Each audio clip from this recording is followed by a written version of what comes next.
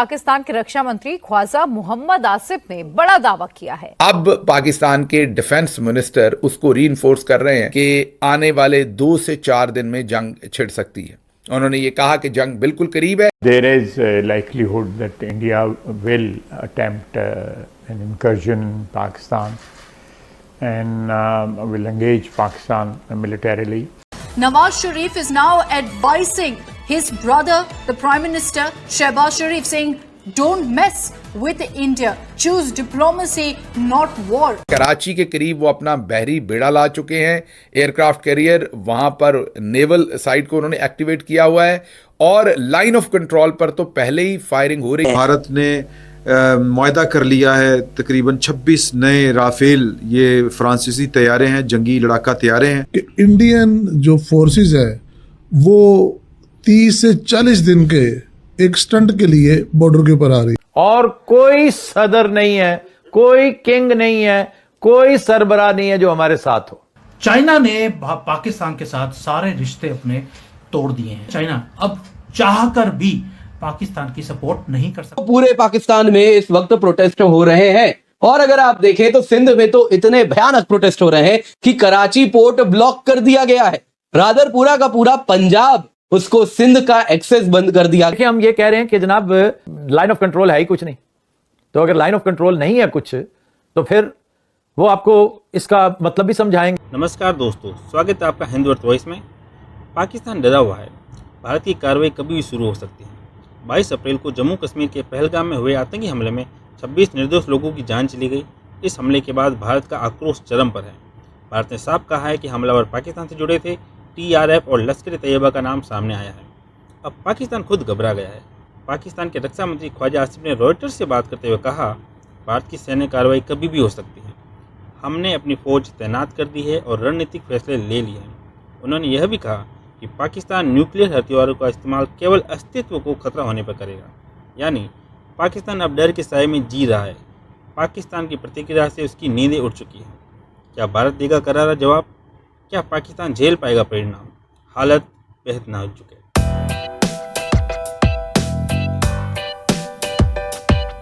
Defence minister Khwaja Asif की तरफ से, और वो कह रहे हैं कि अभी काफ़ी बड़ा ख़तरा मौजूद है कि इंडिया पाकिस्तान पे हमला कर सकता है। और ये बात उन्होंने मीडिया से बात करते हुए कही कि ख़तरा टला नहीं है और किसी भी वक्त ये सूरत हाल हमें देखनी पड़ सकती है, जिसकी वजह से इस वक्त जो हमारी मिलिट्री है वो हाई अलर्ट पे है और उनकी बहुत सारी चीज़ें जो हैं वो बॉर्डर्स पे मौजूद है। कुछ पहुंचाई गई है और कुछ मज़ीद भी पहुंचाई जा रही है। इस साथ साथ एक चीज़ और भी बड़ी अहम खबर है कि इंडिया ने 26 नए राफेल जो है, 36 पहले परचेज किए थे फ्रांस से, 26 नए राफेल इस वक्त जो है उसकी बात हुई है और काफ़ी जो है एक बड़ी डील इस वक्त ये नज़र आ रही है।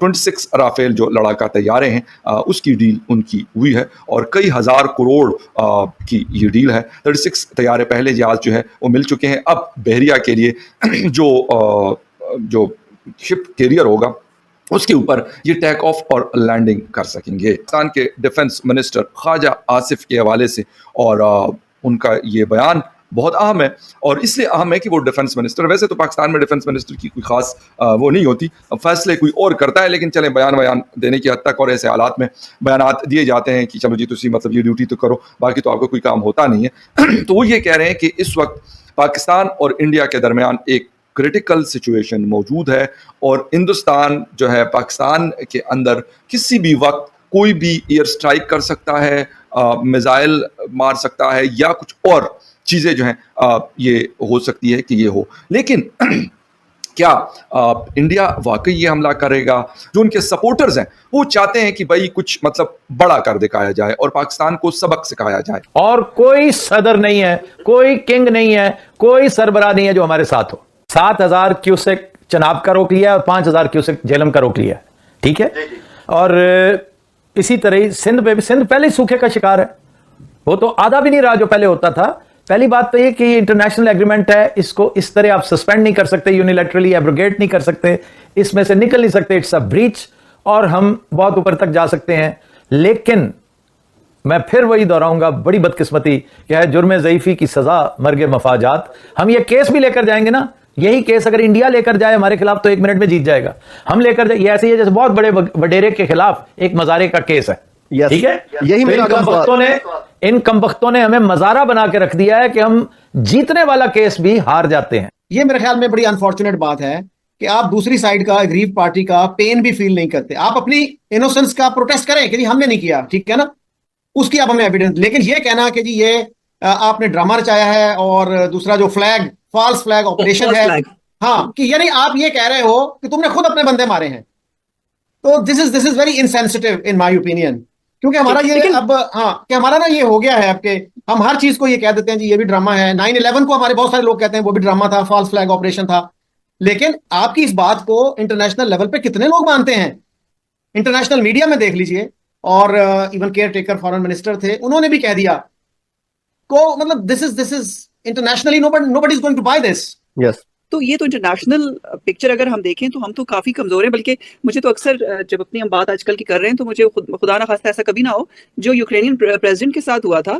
तो अगर हम कभी ऐसे स्टेज पे जाते हैं और हमारे साथ अगर ऐसा हो वहां पे, तो पता नहीं हम एज अ कौम कभी अपनी जिंदगी दोबारा से सर उठा के जी सकेंगे नहीं। ये एक बहुत बड़ा अलमिया है हमारा इस वक्त एज अ पाकिस्तानी। दूसरा मुंबई अटैक्स का तीसरा अभी तस्करा किया है शकील साहब ने, वो तो सर बाद में हमारे मुल्क के साबिक वज़ीर-ए-आज़म ने कह दिया था कि वो पाकिस्तान ने करवाया था। तो ये तो अब नहीं, आप तो बहुत बात की बात कर रहे हैं। इस वाक़े के कोई 18 या 24 घंटे बाद हामिद मीर साहब एक इंडियन टीवी पे गए थे और उन्होंने बताया था कि जी अजमल का साहब था, उसका ताल्लुक यहाँ से, ये उसका गांव और ये यहाँ का है। जी ऐसे तो ये खबर तो हमारे हाथ से। शहबाज शरीफ ऐसा लग रहा है बड़ी दिक्कत में आ चुके हैं।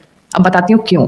कल नवाज शरीफ ने समझाया शहबाज शरीफ को, अपने भाई को, कि देखो ऐसा है, don't mess with India. Kuldeep Datta ji वाले शो में ही हमने ये पॉइंट कवर किया था। Nawaz Sharif reached out to Shahbaz Sharif saying कि डोंट मेस, कुछ नहीं होना है, फालतू में आपके लंका लगने वाली है, आपकी वाट लगने वाली है, कुछ नहीं होना है। And the way the Pakistani soldiers are abandoning the Pakistani army, वहां पे लड़ने के लिए कोई नहीं बचेगा।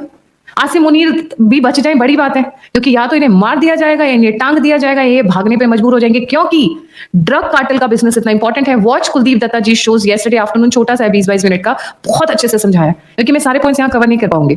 तो अब शहबाज शरीफ को आ गई है अकल।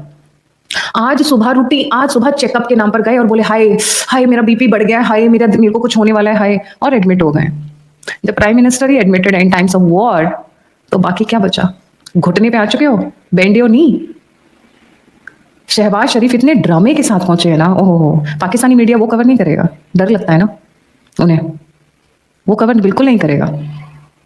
तो इसलिए कल जो चल रही हैं चीजें बड़ी मजेदार है। अब पीएमए हॉस्पिटल में चला गया तो अब इनका क्या होगा? कौन देखेगा? कमांड कौन देगा लड़ने के लिए? After all he is the commander of the arm forces, even if it is Pakistan.